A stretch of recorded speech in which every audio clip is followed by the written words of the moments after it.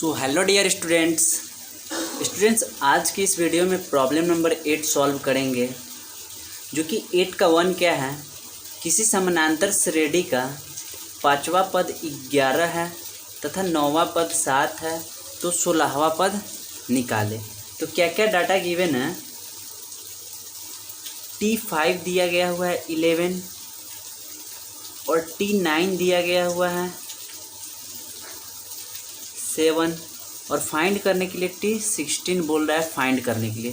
तो इस तरह की प्रॉब्लम को कैसे सॉल्व करते हैं, चलिए देखते हैं।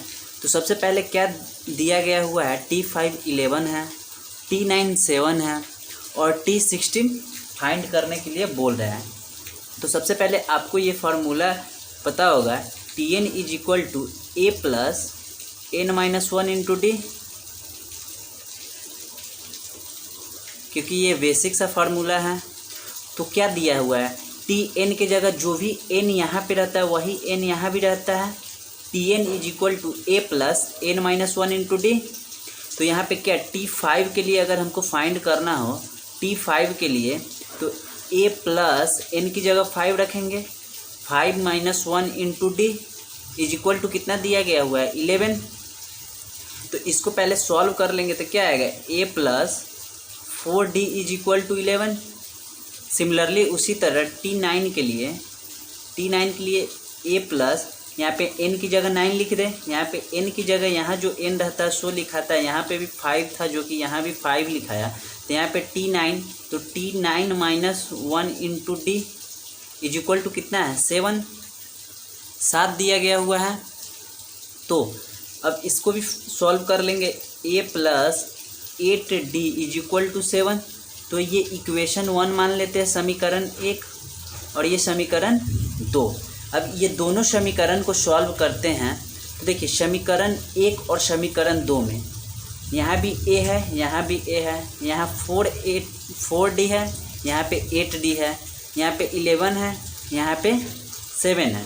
तो क्या करते हैं, इक्वेशन 1 माइनस इक्वेशन 2 करते हैं।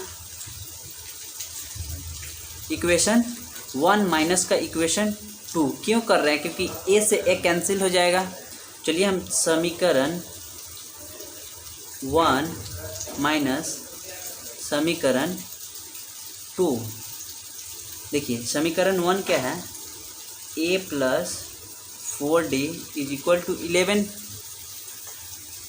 उसी तरह समीकरण 2 क्या है, 2a plus 8d is equal to 7। हम चाहते तो पहले d भी कैंसिल कर देते, बट इसमें 2 से मल्टीप्लाई करना पड़ता ताकि d यहाँ भी 8 आ जाता। तो यहाँ पे a समान है तो a से 1 घट जाएगा, तो इस तरह से ये कैंसिल, यहाँ भी माइनस घटाए हैं। तो यहाँ क्या आ जाएगा 4d, ये माइनस का 8, ये जो माइनस है इसके लिए हो जाता है, तो ये प्लस ना होकर के ये माइनस हो जाता है। तो ये माइनस का 8 अब प्लस का 4d, तो ये माइनस का 4d हो जाएगा। जैसे कि आपको अगर सपोज किया जाए, आपको बोला जाए 4 माइनस का 8 करने के लिए, तो क्या लिखेंगे माइनस का 4। तो इसी तरह यहाँ पे ये माइनस इसके लिए हो जाता है, तो 4d माइनस का 8d, तो माइनस का 4d हो जाएगा इज इक्वल टू 11 से 7 जाएगा, 11 में से 7 जाएगा, कितना आ जाएगा 4 यानी कि 4। तो यहाँ पे d इज इक्वल टू कितना आ जाएगा, ये मल्टीप्लाई में है तो इधर जा करके डिवाइड हो जाएगा, तो माइनस का 1 आ जाएगा। तो d इज इक्वल टू कितना आ गया माइनस का 1, d is equal to minus का 1। तो d का वैल्यू यहाँ पे आ गया। तो अब क्या करेंगे, इस d के वैल्यू को इक्वेशन 1 या इक्वेशन 2 में रख देंगे और वहाँ से a की वैल्यू निकाल लेंगे। तो इक्वेशन 1 में या इक्वेशन 2 में कहीं पर भी रखें a का वैल्यू सेम ही आएगा। तो चलिए इक्वेशन 1 में d इज इक्वल टू -1 रखते हैं। तो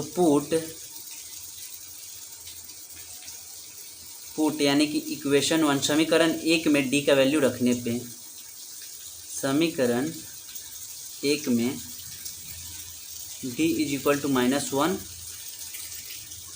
रखने पर तो क्या हो जाएगा, इक्वेशन 1 क्या है, a plus 4d is equal to 11, तो a प्लस 4 इंटू डी की वैल्यू कितना रखना है, -1 इज इक्वल टू 11।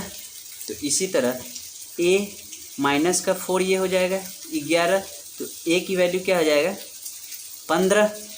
11 इधर -4 है, राइट साइड भेजेंगे तो प्लस का 4 हो जाए, प्लस का हो जाएगा, तो 11 4 15। तो ये क्या आ गया, a की वैल्यू 15 और d की वैल्यू -1। तो अब क्या हमको फाइंड करना है, a की वैल्यू मिल गया और d की वैल्यू मिल गया, तो हमें क्या फाइंड करना है, D16 की वैल्यू। किसी भी टर्म को निकालने के लिए अगर हमको Tn कोई सा भी टर्म दे देगा तो हमको क्या a चाहिए और d चाहिए, इजली फाइंड हो जाएगा, जो कि n भी दिया गया हुआ है।